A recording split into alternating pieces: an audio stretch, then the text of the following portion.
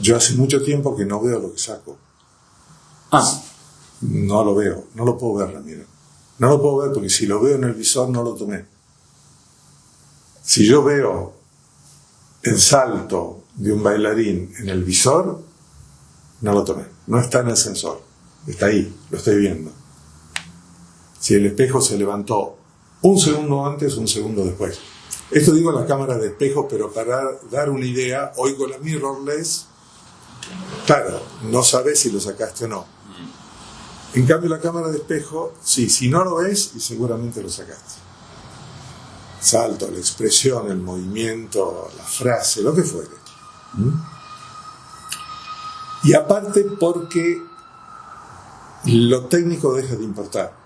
Si lo tenés incorporado de tal forma que vos sabés que de una o de otra forma lo técnico lo vas a resolver. Lo que no podés resolver es lo expresivo.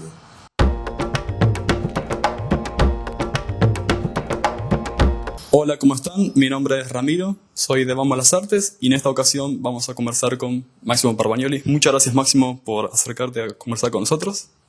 Gracias a vos, Ramiro, por convocarme. Bueno, nada, que estoy para que charlemos de lo que ustedes quieran. Perfecto, muchas gracias. Vamos a comenzar por la primera pregunta, que es más que nada lo que es tu formación como fotógrafo. La primera pregunta es, ¿dónde naciste? ¿Y cómo llegó la fotografía a tu vida? Bueno, yo nací en San Miguel de Tucumán, en 1958, en la capital, y la fotografía llegó a mí de una forma bastante casual, digamos. Yo tenía aproximadamente 13 años y recuerdo que, charlando con mi madre me preguntó si yo tenía ganas de hacer algo, alguna actividad física, extra colegios, y justo había terminado la primaria, estaba por entrar a la secundaria, y le dije que no, y un día a la vuelta de mi casa, sobre la calle Congreso, recuerdo, había un club de fotografía, un fotoclub Tucumán, se llamaba así. Entonces fui ahí, pregunté, me dijeron que el curso básico duraba 1 año, y en ese curso básico uno veía, bueno, más que nada todo el proceso de laboratorio. Era como el fuerte de este curso, más allá de alguna que otra práctica de toma, pero estaba centrado fundamentalmente en la parte del desarrollo químico de la fotografía blanco y negro. Bueno, lo hice al curso y digamos que esa fue mi única formación académica que yo tuve. A partir de ahí empecé a sacar fotografías y curiosamente la primera fotografía, es decir, la foto me sirve a mí para ampliar un poco más el espectro de una extra programática que yo hacía en el colegio, en el secundario, que eran aquellas épocas que sí o sí tenía que hacer alguna materia fuera de la currícula, que en general la cursaba los días sábados o los días domingos. Bueno, una vez por mes o 2 veces por mes. Y yo elegí astronomía, porque el colegio donde yo iba tenía un telescopio y tenía una especie de observatorio, si bien el cielo de la capital deja bastante que desear, pero bueno, el colegio tenía ese instrumental y había un docente que dictaba esta extra programática y yo comencé haciendo fotografía astronómica. Así, esa fue la primera fotografía que yo hice. Ya después me fui diversificando, ya que, bueno, yo vengo de una familia donde el arte y las humanidades estaban muy presentes siempre, y mi padre fue director de teatro, mis hermanas actrices de teatro también, en alguna vez cantaron en algún grupo, bueno, en fin, veníamos de ahí, o sea que con las artes escénicas tuve un contacto muy temprano y era casi por defecto que iba a empezar a sacar fotografías de eso. Y dentro de las artes escénicas, ya en los últimos años que yo estuve en Tucumán, me dedicaba mucho a sacar artes coreográficas, el ballet estable de Tucumán, en forma absolutamente freelance, nada oficial. Y bueno, hice un montón de trabajos y me interesó muchísimo, desarrollé mucho el tema del laboratorio blanco y negro. yo revelaba mis propios rollos, hacía mis propias copias en mi casa y bueno, nada. Y luego la vida fue para otro lado.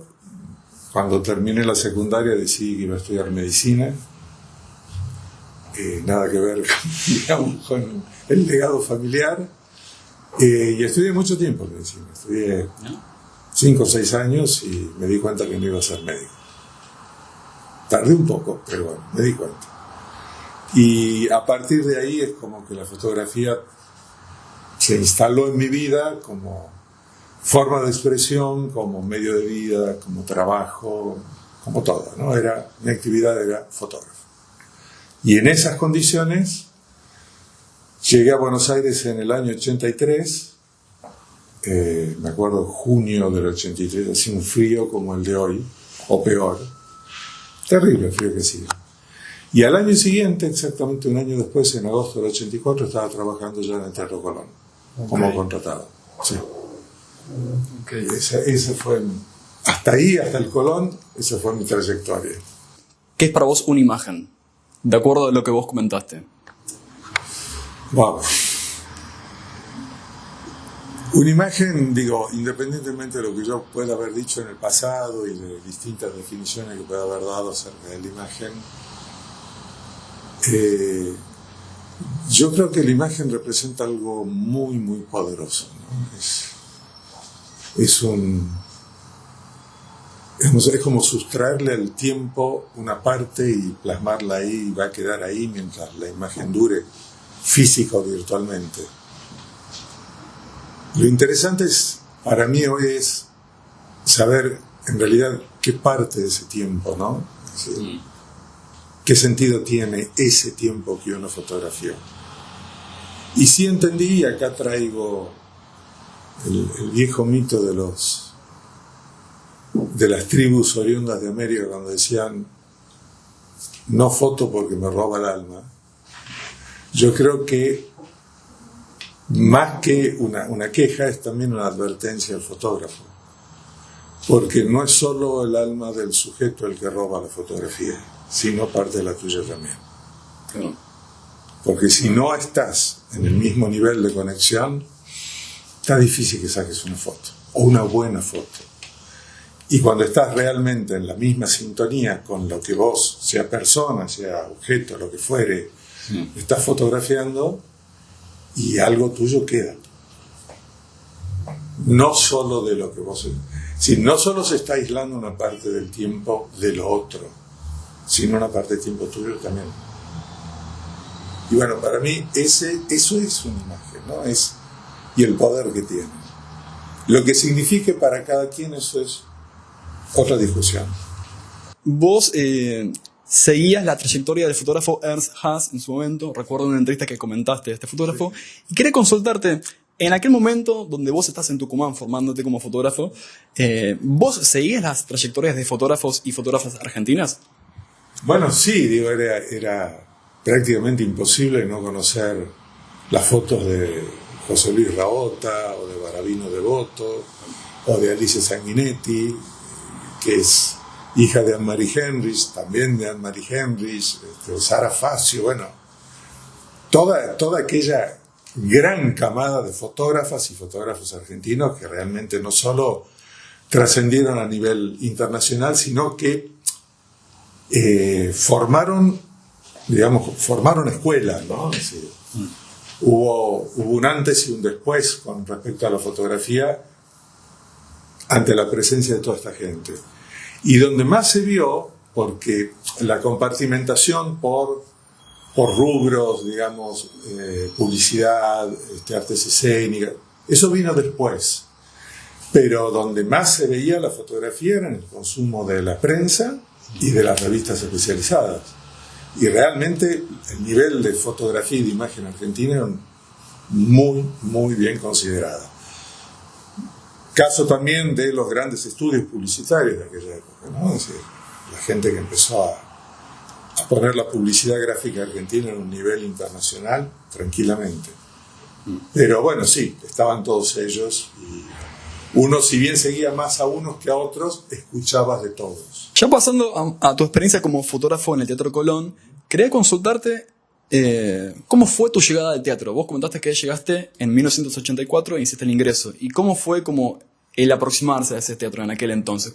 ¿Cómo era el teatro en aquella época? ¿Qué recordás? A ver, el teatro, si hay algo que tiene el teatro es que cuando, primero, entendés que te vas a quedar ahí, es lo primero que tenés que decidir. Si el teatro, trabajar en un teatro como el Colón es trabajar full time. No tenés tiempo para hacer otra cosa. Seas artista, seas técnico, seas lo que seas. Te exige una concentración, una dedicación y un tiempo que no es negociable, sobre todo al principio.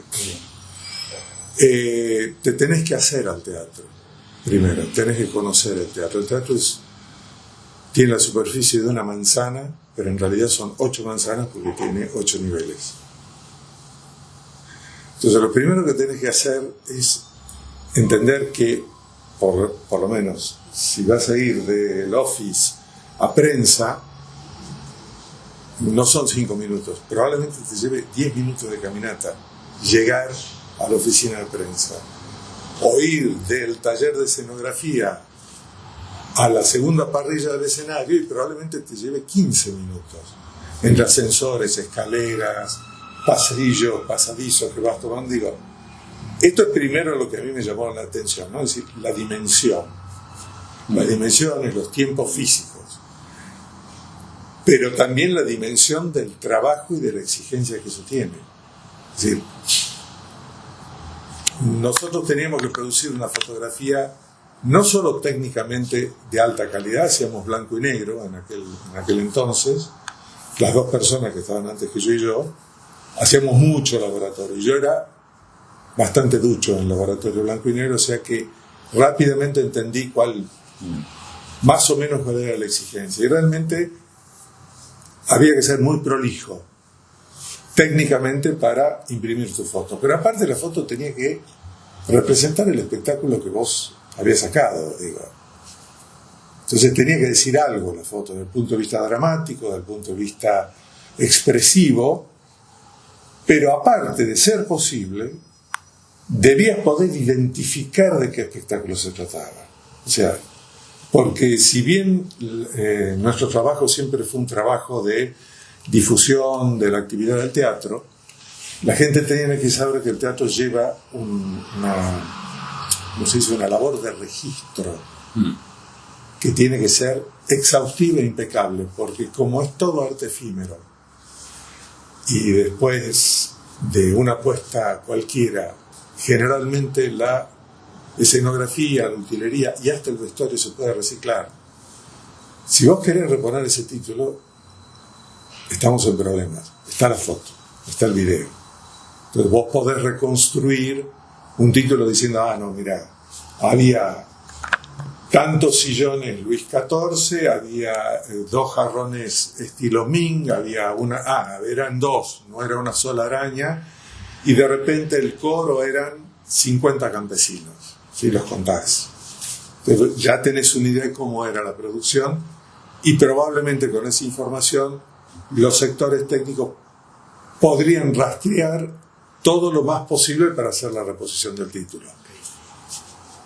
Salvo honrosas excepciones, siempre había que manufacturar algo que faltaba o que se había perdido o que estaba con otra denominación. Pero, digo, el registro es fundamental.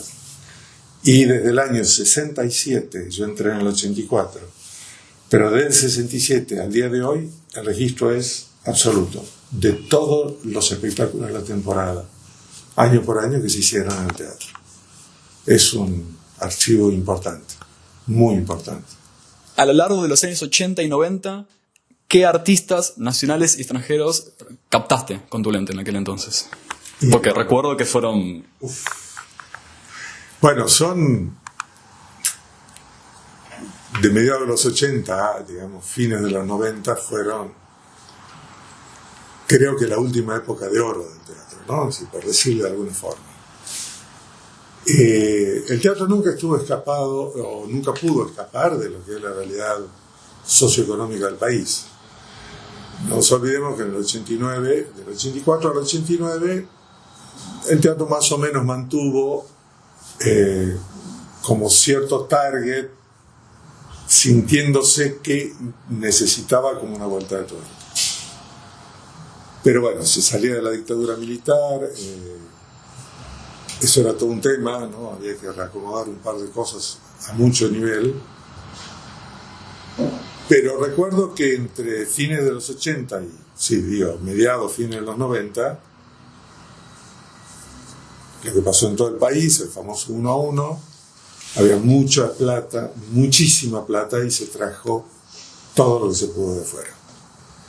Y en ese periodo fotografié a Maya Pliskaya, Plácido Domingo, Pavarotti, Mirella Freni, Ludmila Semeniaka, seguro que me van a quedar gente, Zubin Mehta, Argerich, Claudio Abbado, Barenboim, a ver, ¿quién más? Samuel Ramey. Bueno, en fin, me voy a ir acordando, bueno, argentinos también, Julio Boca, Maximiliano, Hernán Piquín, Iñaki Urlesaga, dentro de las artes coreográficas argentinas, cantantes como José Cura, bueno, tantísimos cantantes de ese tiempo que la verdad que si nombras a uno decís, ay, después no nombré al otro. Era, a ver, primero el teatro no paraba. Es una locura de actividad, era de lunes.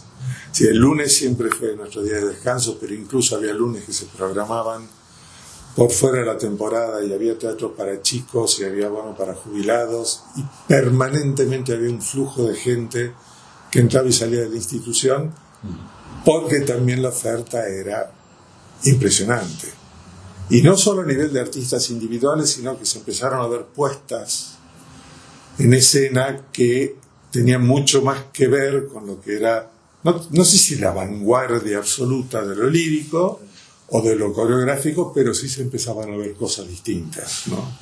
Se trajo, recuerdo, 2 veces a la compañía del Bolshoi, vino la compañía entera, o sea, orquesta, cantantes, coros.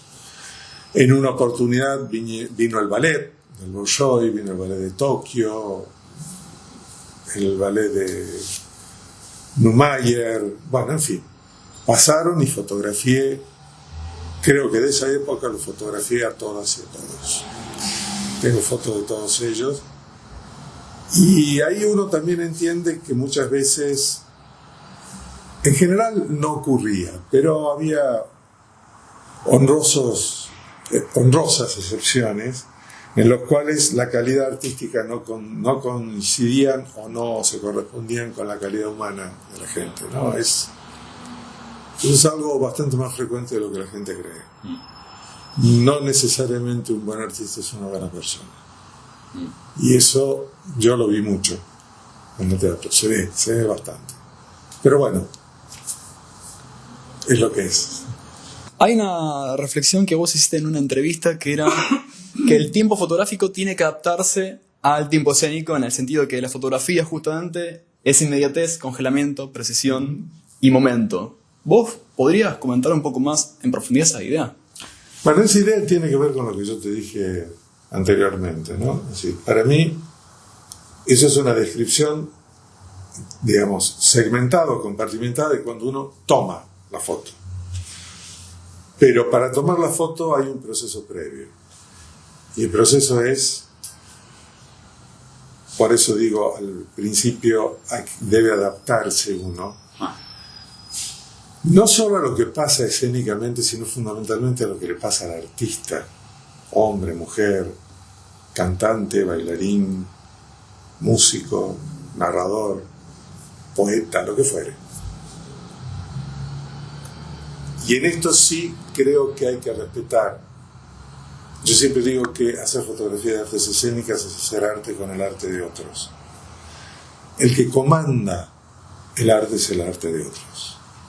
El que va a darle espíritu de la sesión, del evento, de tus fotos, es alguien ajeno a vos. Entonces, primero por una cuestión de respeto, porque esa persona en algún momento se va a hallar en el estado de vulnerabilidad más fuerte y más grande posible. Entonces, hay que entrar con mucho cuidado. Hay que ser muy compasivo. Y básicamente, no tratar de imponer tu estética. Fíjate en qué está haciendo el otro. Déjate llevar. Enganchate en esa energía, pero déjate llevar. Déjate que el artista te lleve. Te muestre. Entendés cómo es su dinámica, cómo son sus tiempos. Y cuando estás en esta sintonía, todos aquellos ítems que vos dijiste al principio pasan a nivel inconsciente. No es que a vos se te presente y decís, ok, en este momento, no, toma la foto. De hecho, yo hace mucho tiempo que no veo lo que saco. No lo veo, no lo puedo ver, Ramiro. No lo puedo ver porque si lo veo en el visor no lo tomé. Si yo veo el salto de un bailarín en el visor, no lo tomé. No está en el sensor. Está ahí, lo estoy viendo. Si el espejo se levantó un segundo antes, un segundo después. Esto digo en la cámara de espejo, pero para dar una idea, hoy con la mirrorless, claro, no sabes si lo sacaste o no. En cambio, la cámara de espejo, sí, si no lo ves, y seguramente lo sacaste. Salto, la expresión, el movimiento, la frase, lo que fuere. Y aparte porque lo técnico deja de importar. Si lo tenés incorporado de tal forma que vos sabés que de una o de otra forma lo técnico lo vas a resolver. Lo que no podés resolver es lo expresivo. Entonces por ahí yo no saco nunca en ráfaga, no es algo que me guste ni me interese, pero sí disparo rápido. Y por ahí vos tenés una secuencia en la cual tenés más o menos idea que la imagen la tenés. No sabés si es la segunda foto o la séptima, pero tenés registro de haberla tomado. Ahora, si te fuerzan, ¿sabés qué foto, en qué momento la tomaste? No tengo idea.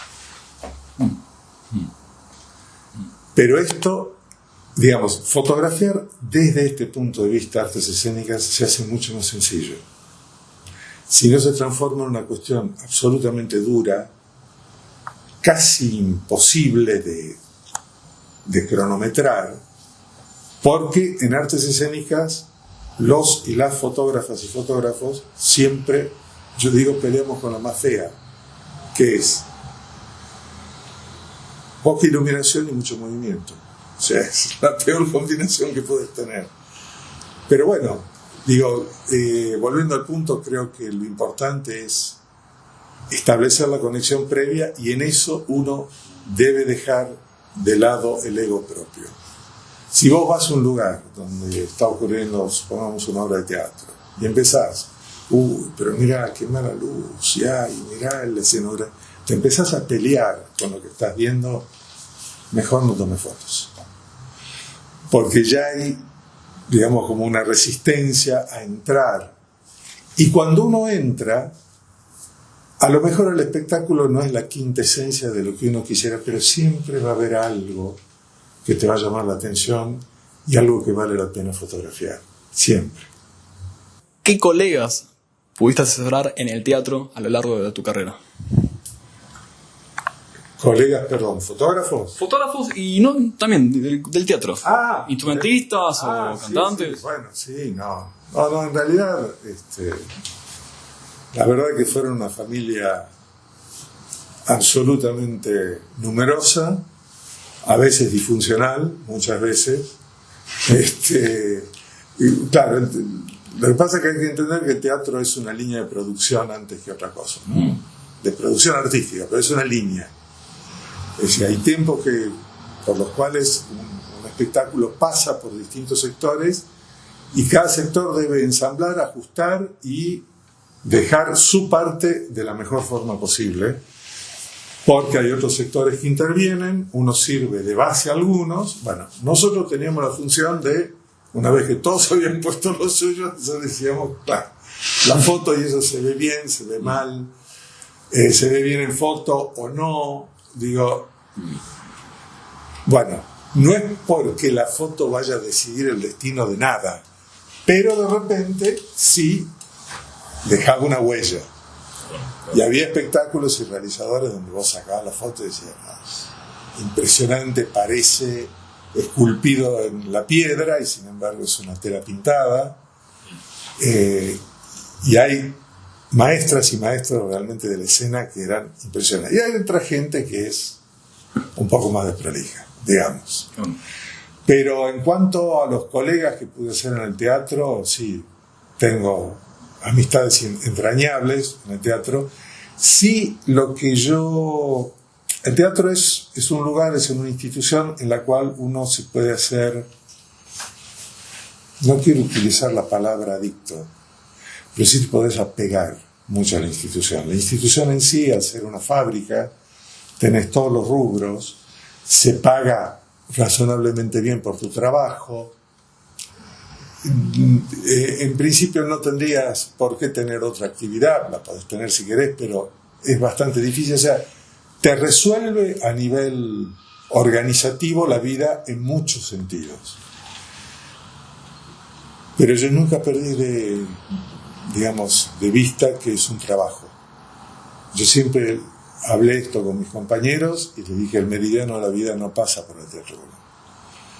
Y de repente, si uno intenta extrapolar la vida y el protocolo del teatro en tu vida personal, tenés un problema. Porque la forma, el lenguaje, la forma creativa, la forma cotidiana del teatro pertenece al teatro, no pertenece a la vida fuera del teatro.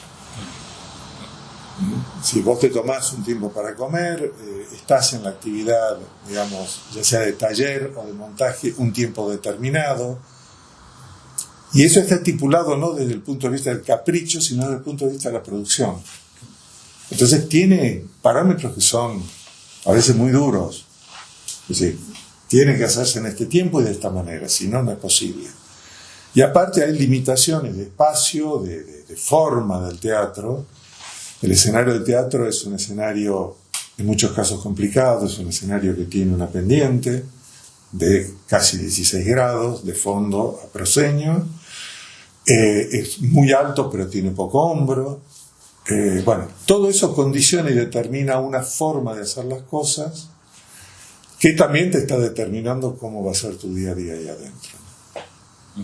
Y bueno, nada, tengo amigos y colegas en todos los cuerpos, artísticos, técnicos, administrativos, también porque yo tuve una actividad gremial muy intensa dentro del Teatro Colón, ¿no? O sea que estuve en contacto mucho con todos los sectores. El paso de la fotografía analógica a la fotografía digital, vos comentaste que eras muy ducho en el manejo del laboratorio, y quería consultarte justo cómo era ese paso, justo en aquel momento, años 90, años 2000, el cambio, que fue un cambio, entiendo, gradual, porque entiendo que eso con el tiempo pues se fue adaptando, ¿no? Sí, en realidad fue un cambio gradual, en nuestro caso fue un cambio abrupto, porque veníamos con fotografía, a ver, nosotros la fotografía blanco y negro, cuando empezó la parte de prensa y los medios a exigir un poco más el color, me acuerdo que yo hablé con mi jefe en ese momento y le dije, mirá, yo puedo instalar una línea de proceso color, pero no sé si vale la pena. Entonces le expliqué más o menos el color tiene su complicación, se trabaja totalmente a oscuras, trabajas con tiempo, no es la latitud que vos decís le doy 30 segundos más a la copia, no es así. Segundo punto, era caro y llevaba mucho tiempo. Y mi jefe me dijo, no, mandamos afuera. Entonces empezó a mandar un laboratorio afuera que nos hacía las muestras, elegíamos las muestras, después se hacían las copias, y este fue el sistema hasta el 2006. Perdón, hasta fines del 2005. 2005 la Embajada de Japón, a través de un programa que tiene de asistencia a instituciones culturales del mundo, al departamento que se encarga de eso, dona todos los equipos digitales al teatro. O sea, dona 3 computadoras, un escáner de negativo de mesa pero profesional, y 3 cámaras de fotos, tarjetas, lentes, o sea, todo, el bloque. Para mí, sinceramente, fue la experiencia de un niño que entra a la dulcería, si le dicen, le abren la pared, todo tuyo. A ver, Ramiro, te cuento. Yo sacábamos, cada uno de nosotros éramos tres rollos, de 36 fotos, por ensayo o por evento. No había más. O sea, en 100 fotos vos tenías que decir, ¿qué 100 fotos voy a sacar? Cuando me fui del teatro, yo estaba en promedio de, por ensayo o por evento, de 800 fotografías. Okay. A veces 1200, a veces 600. Pero digo, cambió todo. Primero porque eso tiene costo cero. La tarjeta la borrás y la volvés a imprimir. Y segundo porque la latitud de la corrección se amplió, yo te diría 1000%. No porque a mí me gusta intervenir mucho en mis fotos, no, pero sí determinado tipo de cosas que se dan con mucha facilidad en arte escénica y vos lo corregís, digamos, con el paso del mouse. Eso no tiene precio.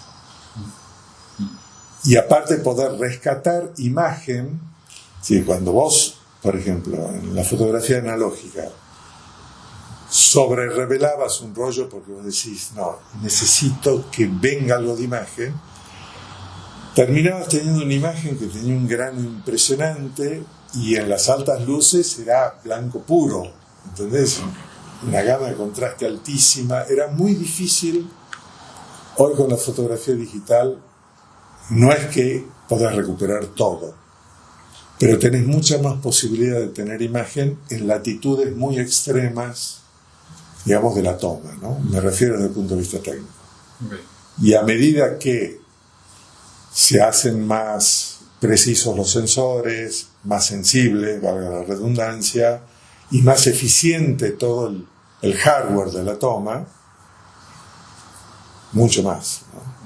Quería consultarte en qué consiste la trilogía fotográfica Titánides, Brujas y Heroínas. Sí. Entiendo que vos retrataste a 6 mujeres que formaban parte de Teatro Colón, figurantes, bailarinas, actrices y también músicas. Sí. Quería consultarte en qué consistió. Bueno, mira, la trilogía surge como proyecto por el fines de 2018. En realidad, yo en el 2018 creo que voy a la segunda o tercera marcha del 8M multitudinaria que hubo. Y recuerdo que después de esa marcha yo me quedé pensando y dije, yo algo tengo que hacer con respecto a eso. Pero lo mío, a ver, no era salir con una cámara a la calle, digo, puedo hacerlo, pero no es el reportaje fotográfico o callejero lo mío. Hay colegas que lo hacen muy bien, tanto mujeres como hombres. Y le estuve dando vuelta todo el 2018 y de repente la ayuda vino a través de la mitología. Empecé por ahí. La idea de la trilogía es mostrar a través de este formato 6 fotos de 6 mujeres, Titánides y Brujas son exclusivamente de artes escénicas, Heroínas no, ahora te cuento por qué, con una idea, ¿no es cierto?, donde estuviera presente la violencia de género por un lado y el empoderamiento de la mujer por el otro. Entonces en Titánides era la idea global, ¿no?, de las titánides y los titanes, donde el mundo estaba en equilibrio, entonces un poco el engrama femenino y el masculino estaban compensados. Después yo explico, que ahí está escrito en mi página, está publicado el PDF, cómo creo que se va orquestando a través del paso del tiempo el surgimiento, bueno, de la estructura patriarcal y cómo eso se va traduciendo incluso en los mitos y en las leyendas. Y ya en Brujas sí tomo 6 brujas históricas, ¿no? Son de la realidad o de la fantasía, no importa, o de la mitología, que son Morgana, Lilith, Circe, Hécate, Medusa y Medea.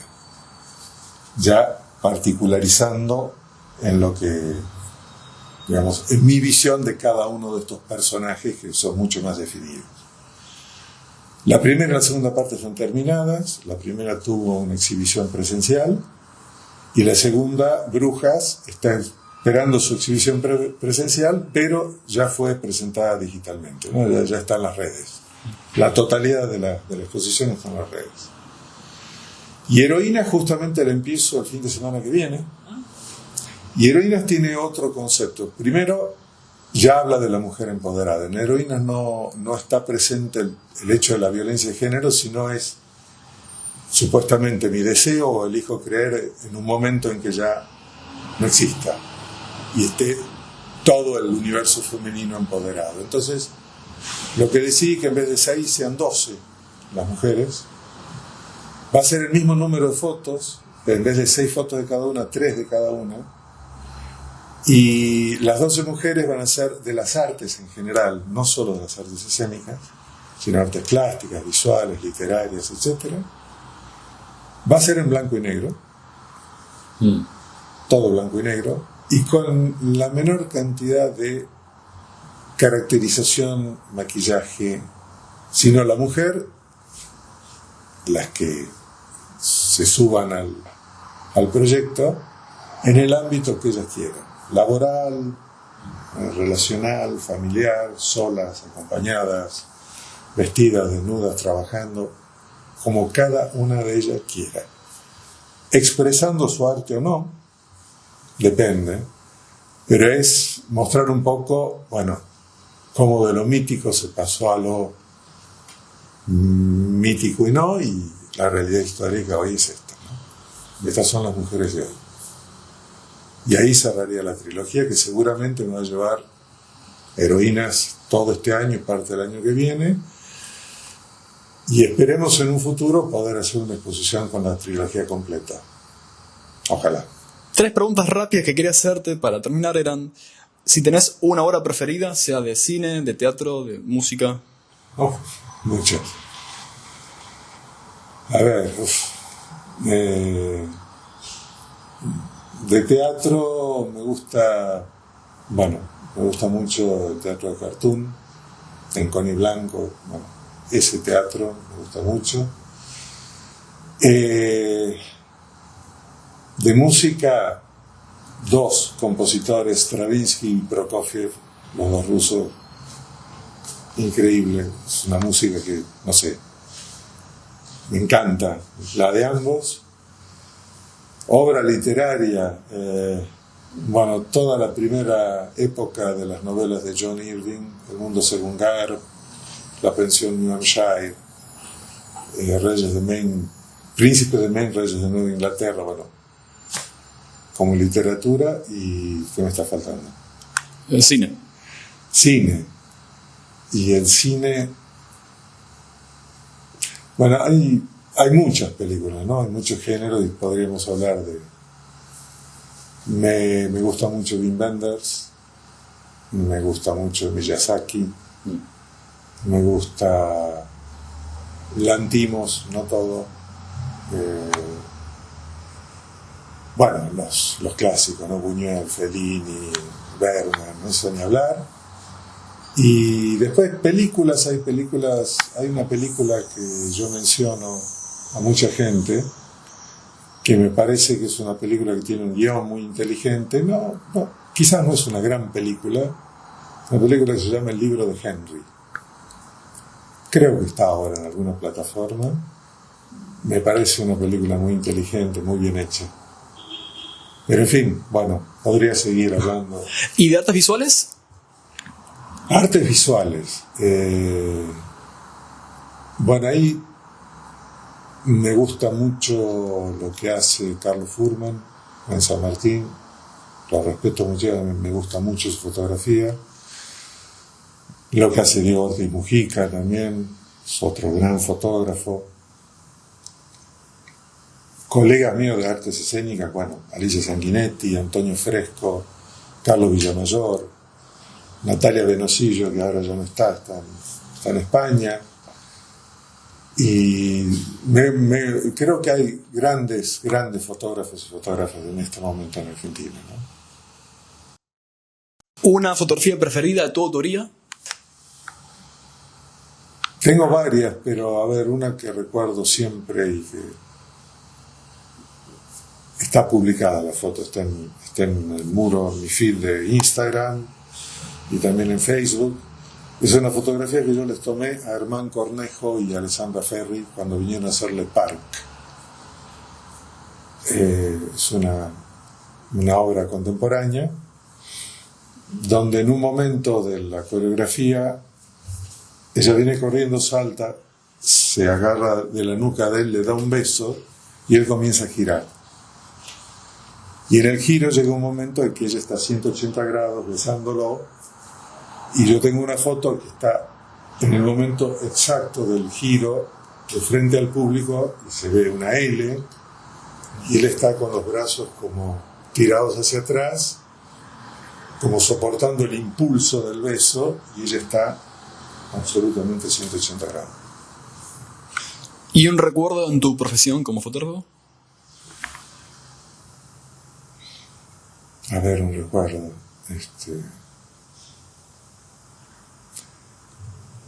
Recuerdo un trabajo que hicimos con un amigo mío que lamentablemente ya no está. Un gran amigo mío y gran fotógrafo. Se llamaba Steve Percival. Él era inglés, vino acá muy cerca cuando vine yo a Buenos Aires y nos conocimos durante más de 40 años. Y recuerdo un día que hicimos un trabajo publicitario para una línea de moda que se hizo con un artista muy importante, y era una súper producción, ¿no? Estábamos metidos porque el espíritu que le querían dar no era una cuestión publicitaria, sino más bien escénica. Entonces, por eso me habían llamado a mí y yo me dijo sí, que me ayudara. Creo que fue el trabajo donde más miedo tuvimos. Porque para hacerlo significaba, por decirlo de alguna forma, violentar el material sensible de tal forma que el resultado era absolutamente aleatorio. De hecho, recuerdo cuando llevamos los rollos de transparencia al laboratorista y le contamos lo que habíamos hecho, nos miró como diciendo, no esperen milagros. Realmente te digo, aparte el compromiso era muy serio porque había habido una producción muy importante. Si las fotos fallaban, era inexcusable que habíamos sido nosotros. Y no, salió todo perfecto. Pero sí recuerdo que durante un par de horas hubo una angustia importante. Lo recuerdo como un hito así, pero también creo que este tipo de hechos son los que a uno le generan confianza en sí mismo, y no es por una cuestión de yo puedo hacer cualquier cosa, no, pero sabés que lo que vas a hacer vas a dar lo mejor que vos y va a salir bien. ¿Te gustaría hacer alguna reflexión o comentario final para charlar? Mira, como reflexión te podría decir, a mí yo entiendo que la fotografía fue y es al día de hoy no es solo la forma de expresión, ¿no? Es decir, no solo va a mi beta artístico, a la sensibilidad que yo pueda tener, poca o mucha. Creo que es una forma de ver la vida, ¿no? La foto. Creo que es... Yo veo la vida fotográficamente, entiendo la vida fotográficamente. Digo, me llaman la atención determinado tipo de cosas. Aprendí a ver, ¿no? A ver fotográficamente, y eso, independientemente que tome la imagen o no, te determina cómo estás viendo nada, desde un rostro, un atardecer, digamos, o una luz que entra por la ventana, ¿no? la ves de una forma muy, muy particular. Y yo lo agradezco profundamente, digo. Y en eso tomo las palabras de Haas, cuando dice dos cosas. La primera, cuando dice a todo el mundo, la fotografía que usted tomó es importante justamente por ese hecho, porque usted la tomó. Sí, tiene que ser importante para usted. Punto. Lo que sea para el resto no es tu problema. Y lo segundo que dice es alguien que lo va a acompañar durante toda su vida. Dice, no de manera, como dice, estrepitosa, no haciéndose notar, sino más bien en segundo plano, y dice, es más una sonrisa que una carcajada. Máximo, muchas gracias por la entrevista. No, a vos, Ramiro.